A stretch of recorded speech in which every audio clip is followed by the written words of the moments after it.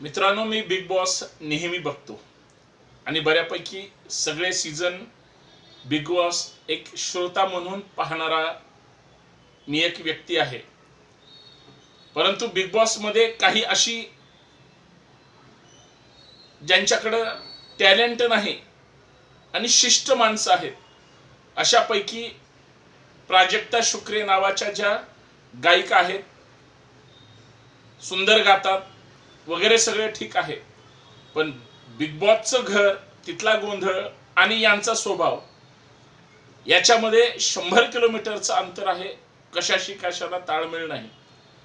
मी आतापर्यंत दुसऱ्यांदा big boss बद्दल बोलतोय आणि मला असं वाटतं शिवाजी व्लॉग या आपल्या हक्काच्या YouTube चॅनलवर इथून पुढे बिग बॉसच्या प्रत्येक एपिसोडवर आपला एक व्हिडिओ असणार.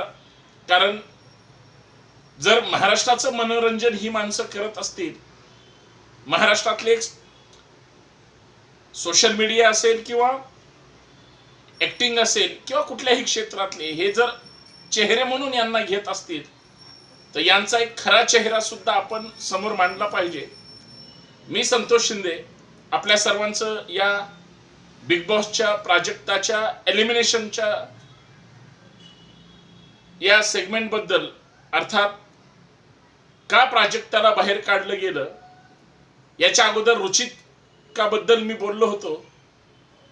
ती स्वतःला फार शानी समजत होती, परंतु तिची भाषा ही महाराष्ट्राची भाषा नव्हती, तर ती एका गल्लीत अत्यंत घाणेरड्या शब्दात जे काही शिवीगाळ केली जाते ती तसली टपोरी भाषा होती. आणि ही इकडे प्राजक्ता मात्र फक्त काड्या करणे, मी फार शहाणी आहे असं दाखवणे किंवा पूर्ण घराची दिशाभूल करत राहणे किंवा एका कोपऱ्यात बसून आपल्याला बिग बॉस मध्ये घेतलंय म्हणजे आता आपण फारच प्रसिद्धीच्या झोतात आलोय असं गर्भित वाटणे, याला टॅलेंट म्हणत नाहीत, हे मला या ठिकाणी सांगायचंय. आणि महाराष्ट्राचे एक दर्जेदार अभिनेते रितेश देशमुख साहेब त्याचे होस्टिंग करतात. सगळ्या मुद्द्यांना स्पर्श करणार आहे, सगळ्या मुद्द्यांवर त्या ठिकाणी चर्चा करणार आहे. विनंती एवढीच आहे, हा व्हिडिओ शेवटपर्यंत पहा. शिवाजी व्लॉग हे आपल्या हक्काचे YouTube चॅनल आहे. विनंती एवढीच आहे, हा व्हिडिओ जास्तीत जास्त शेअर तर कराच, कमीत कमी तुम्ही तरी पूर्ण पहा. आणि सगळ्यात महत्त्वाचं, याच्याकडे फक्त मनोरंजन म्हणून पहा.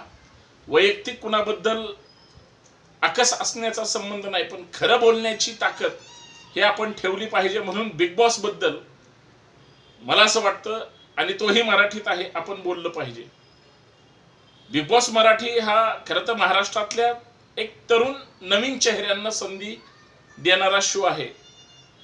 आणि एक प्रत्येकाच्या मनात एक मनोरंजन किंवा आपल्याला काहीतरी संधी मिळाली पाहिजे, हे एक छोटासा कप्पा असतो. आणि त्या कप्प्यातून मी वाकून बघण्याचा प्रयत्न करतो. त्याचं कारण असं आहे, तिथं तुम्हाला संधी मिळाली. बिग बॉस मध्ये ज्यावेळेस तुमचं नॉमिनेशन होतं, म्हणजे त्यावेळेस तुम्ही फार खुश असता, पण ज्यावेळेस एलिमिनेशन होतं त्यावेळेस तुमच्या चेहऱ्यावर 12 वाजलेले असतात. हीच प्राजक्ता जी मधुर गाण्याने सगळ्यांचं मनोरंजन करत असायची, जे 7-8 आठवडे बिग बॉस मध्ये राहून तिनं काय केलं अशी जर चर्चा करायची असेल, तर प्राजक्ताने बिग बॉस मध्ये 7-8 आठवड्यात काहीच केलं नाही. 2-3 वेळेस ती डेंजर झोन मध्ये होती. ती घराच्या बाहेर पडता पडता राहिली.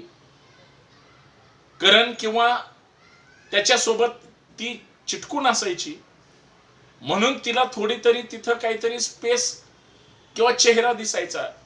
अदरवाईज तिला बिग बॉस मध्ये का घेतलं याचा प्रश्न चिन्ह मला आजपर्यंत आहे. प्राजक्ताचा गेम एक प्रेक्षक म्हणून मला कधीच आवडलेला नाही. अगोदर श्रुतिका होती, म्हणजे अशी काही मंडळी, ती राखी म्हणजे बेंडोक वागते किंवा तिचा तो स्वभाव आहे हे उभ्या महाराष्ट्राला माहिती आहे.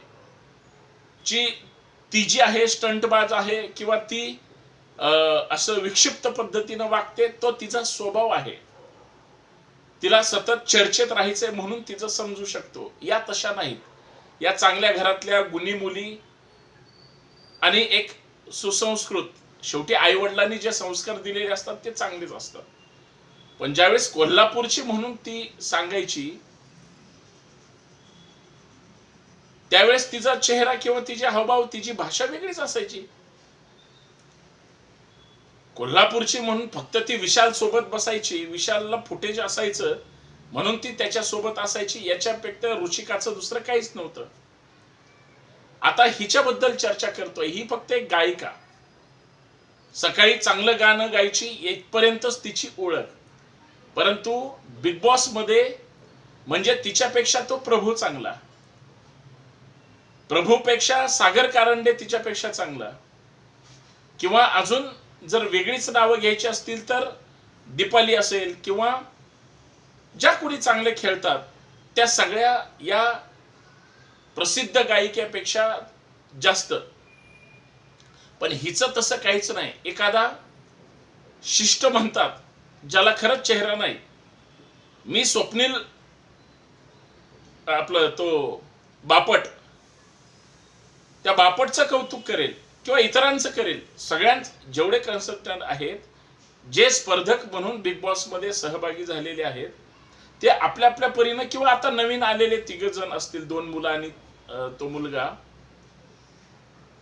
म्हणजे ही सगळी मंडळी बिग बॉस मध्ये खेळण्यासाठी आलेली आहे. आणि अशी काही मंडळी आहेत ज्यांचं फक्त नॉमिनेशन झालं म्हणून ते बिग बॉस मध्ये आले, परंतु ते चमत्कार काही करू शकले नाहीत. आणि जे बिग बॉस मधून बाहेर पडले, महाराष्ट्रातल्या जनतेने या सगळ्यांना नाकारलं. आणि महाराष्ट्रातली जनता उगाच कुणाला वोट करत नाही. महाराष्ट्रातली जनता काय, त्यांचे जे फॅन फॉलोअर्स असतील ते सुद्धा त्यांना वोटिंग करत नाहीत. हे विश्वासघातकी आहेत. गेम समजून घेता येत नाही, गेम मध्ये राहता येत नाही. मला सांगा, हीच प्रसिद्ध गायिका म्हणून जी स्वतःला घ्यायची, जी भाऊच्या धक्क्यावरून बाहेर पडली, कुठल्या गेम मध्ये तिनं एक चांगलं काहीतरी केलं? कधी राहुलच या सगळ्या गोष्टीमध्ये नाव येतं. समजा रितेश देशमुखांनी कधी तिचं कौतुक केलं? एखाद दुसरी गोष्ट कुठल्या तरी ह्याच्यात जर सोडलं तर ही फक्त गायिका म्हणूनच हिचा एक चांगला आवाज होता. या व्यतिरिक्त तिचं असं बिग बॉस साठी काहीच नव्हतं. आणि मुळात मला ती आवडायचीच नाही. म्हणून मला सत्य मांडायचंय. काही लोक चांगले खेळतायत, त्यांच्या खेळाचं कौतुक ही केलंच पाहिजे. पण जे चांगलं खेळत नाहीत, आज ना उद्या तो प्रभू बाहेर पडणार आहे. पण प्रभू तिथं टिकून तरी आहे, त्याला वाचवणारी मंडळी सुद्धा आहे. कदाचित महाराष्ट्राला असंही वाटतं की मागच्या बिग बॉसला सीझन 6 मध्ये ज्या पद्धतीनं सूरज चव्हाणला, गरीब आहे, सामान्य आहे म्हणून त्याला महाराष्ट्राने सपोर्ट केला, त्याच्याकडे ती क्वालिटी होती. तीच आता प्रभूसाठी जर कोणी वापरत असेल किंवा कुणाला वाटत असेल तर ते डोक्यातून काढून टाका. बिग बॉसने काल सुद्धा सांगितलं किंवा त्याच्या अगोदर सुद्धा सांगितलं, आता इथून पुढे गेम टफ होणार आहे. या वृषालीचा काहीच नाही हो. म्हणजे जेवढा आनंद महाराष्ट्राला झाला असेल त्या सगळ्यांचा आनंद आणि माझ्या एकट्याचा आनंद हा एका बाजूला आहे. कारण ज्यांच्याकडे गेम नाही, क्वालिटी नाही, असे हे मंद बुद्धीचे का घेतात, हा मला पडलेला प्रश्न आहे. आणि माझं हे स्पष्ट आणि साध्या भाषातलं उत्तर आहे. महाराष्ट्राचं मनोरंजन करायला तुम्ही तर आले ना, वेगळे वेगळे मुद्दे उचलले पाहिजेत. हे मुद्देच उचलत नाहीत. कोपऱ्यात बसतात, खायला मिळतं वेगळं वेगळं, जे घरी सुद्धा ह्यांना मिळालं नाही ते इथं मिळतं. दूध मिळतं, अंडी मिळतात, वेगळं वेगळं खायला मिळतं, कॉस्मेटिक मिळतं, कपडे, सगळं एसी घर आहे. यांना काय गरज आहे म्हणजे काय हे करायचे? अशा पद्धतीने हे वापरतात. पण तुम्हाला कुठलाही मुद्दा जर क्रिएट करता येत नसेल, कुठल्या मुद्द्यावर जर तुम्हाला भूमिका मांडता येत नसेल तर तुमचा उपयोग काय? आणि म्हणून ही फक्त गायिका म्हणून हिला याच्यामध्ये बिग बॉस मध्ये घेतलेलं असावं आणि फक्त निष्क्रिय असल्यामुळे तिला घराच्या बाहेर काढलं बाकी जे कुठले कंटेस्टर आता तिथं खेळतायत किंवा घरामध्ये आहेत असं आपण समजूया, त्याच्यामध्ये प्रत्येकाला आपला गेमच आता दाखवावा लागेल. आता ज्या काही नवीन चाव्या आलेल्या आहेत किंवा आताचा जो नवीन टास्क आहे, सगळ्या टास्क मध्ये म्हणजे होरपळून सोलून सुलाखून त्या ठिकाणी पुढे जाणं गरजेचं आहे. आता मगरीच्या तोंडात प्रत्येकाला हा नकोय किंवा त्याच्यावरती जबाबदारी आहे. मी गेलो तर मला कोणतरी घालवण्याचा प्रयत्न करणारे, मला जर कुणाला घालवायचं असेल तर मग इतर सुद्धा मला टार्गेट करून बाहेरच काढतील. नॉमिनेशन मध्ये येणं याचा अर्थ घराच्या बाहेर पडणं असं नाही, पण डेंजर झोन मध्ये जाणं आणि घराच्या बाहेर पडणं हे अत्यंत वाईट आहे. आणि या सगळ्या गोष्टी आता तिथं घडताना दिसत आहेत. पण जे शिष्ट आहेत आणि ज्यांच्याकडे काहीच क्वालिटी नाही, ते घरात राहून काहीच उपयोग नाही. जे वाईल्ड कार्ड एंट्री झाली त्या मुली पहिल्याच दिवशी या सगळ्यांच्या षडयंत्राला बळी पडल्या, म्हणून आज अंकिताची चावी गेली, उद्या लगेच रेवाची चावी गेली, कारण ती चोरली गेली किंवा ह्यांनी गाफील राहून दिली. पण त्याचा फायदा जरी विशालनी त्याच्या सखीला करण्याचा प्रयत्न केला तरी सुद्धा तिथं फसवणूक झाली आणि ती मागच्याच तिसऱ्या चौथ्याच आठवड्यात खरं तर बाहेर पडायला पाहिजे होती. ती 1-2 आठवडे त्या ठिकाणी घरामध्ये राहिली.